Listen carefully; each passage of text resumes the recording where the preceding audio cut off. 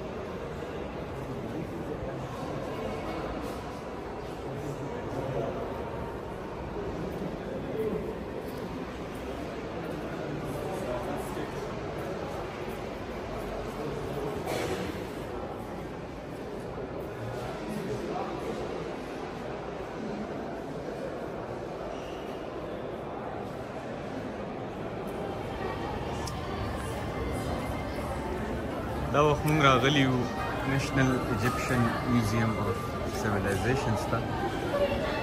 تیر شوی کوم میوزیم ته چې مونږ تللي وو نو هغه میوزیم کې صرف د مصر چې کوم پخواني خلک وو، فرعونانو، کوم نور خلک وو، هغې استعمال شوي سامانونه پراته وو. دا میوزیم چې دی نو په دې کې هغه ممیز پراته دي د رامسس ټو، کوم چې د موسی علیه السلام د وخت فرعون، د توتن خامون او د داسې نورو فرعونانو ممیز دې میوزیم کې پراته دي. نو په دې کې به تاسو ته دا ممیز ذخیره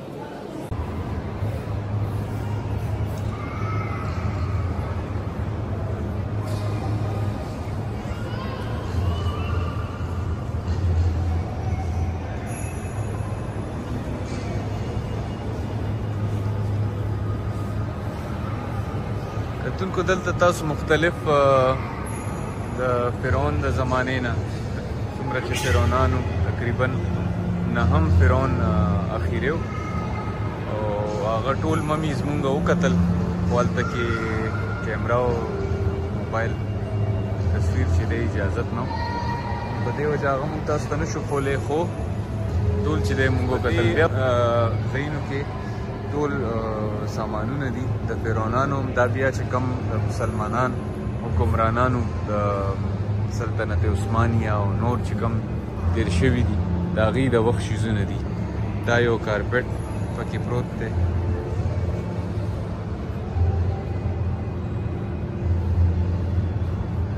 دا دلته لیکلي دي دې سره چې په سلطنت عثمانیه کې به دا کارپټ چې دی نو په کورونو په جوماتونو کې داسې قسم کارپټونه استعمالېدل. دغه جومات ممبر غونته ښکاري، دا پکې ګورو چې څه دي.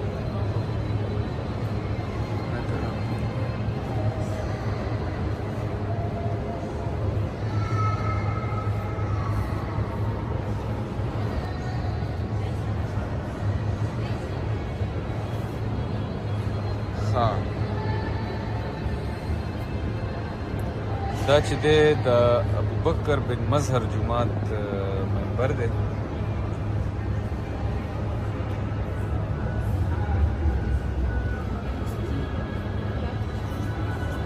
دا په دې کې تاسو دا لیکل هم ویلی شوي تقریبا په 1479 کې دا هغه جوړ شوی د خپل جومات لپاره جوړ کړی او دا یې دلته ځکه ایښی دی چې د دې دا ډیزاین ډېر منفرد دی، منفرد ډیزاین یې دی.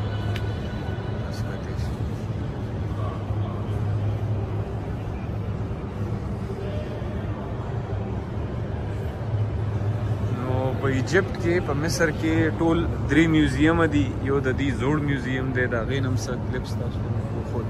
یو د دې بیا د نیشنل ایجپشن میوزیم دی.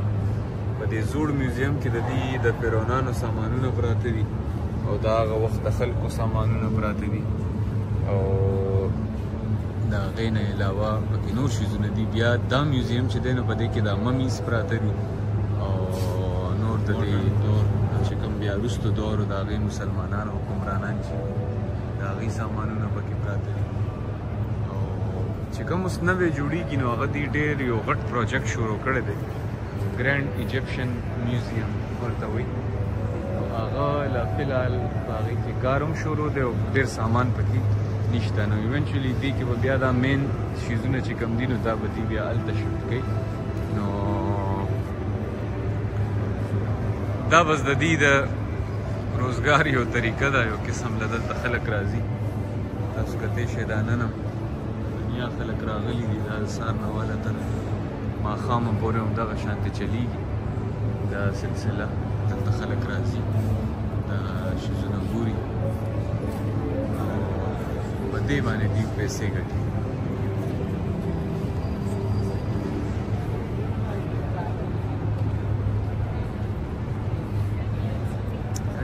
kursi pake pare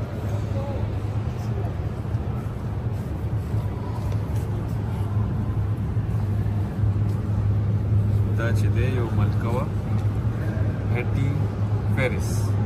هټي فیرس ملکې د محل نه دا کرسۍ چې دی دې ته میلاو شوی. نو دغه و د ایجپټ چکر. په ایجپټ کې هم دغه ځایونه دي د کتو. دریای نیل پکې پاتې شو. کوشش به کوو چې د هغې هم پکې څه شارټس تاسو دپاره راولو. دریای نیل د دنیا د ټولو نه غټه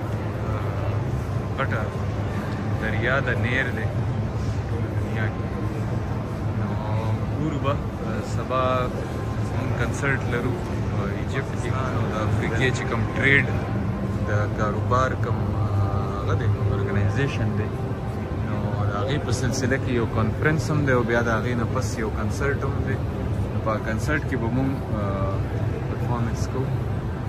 د هغې په وجه مونږ سره نور وخت نشته چې مونږ په دې کې نور شیزونه وګورو په ایجپټ کې. خو دغه څو ځایونه او دا څو شیزونه چې کوم مین کوم خاص هغه دي کوشش وکړو چې تاسو ته په دې کې وښایو. دا بلاګ به تاسو ته د حیات خان ورلډ چینل نه میلاویږي. امید دی چې څه ناڅه به تاسو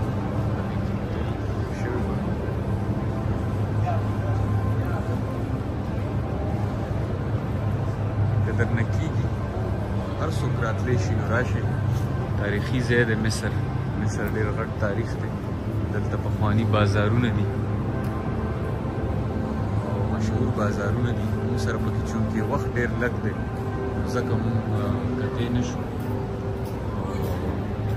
که تاسو ته موقع میلاویږي تاسو خامخا راشئ. مننه. کور رمضان.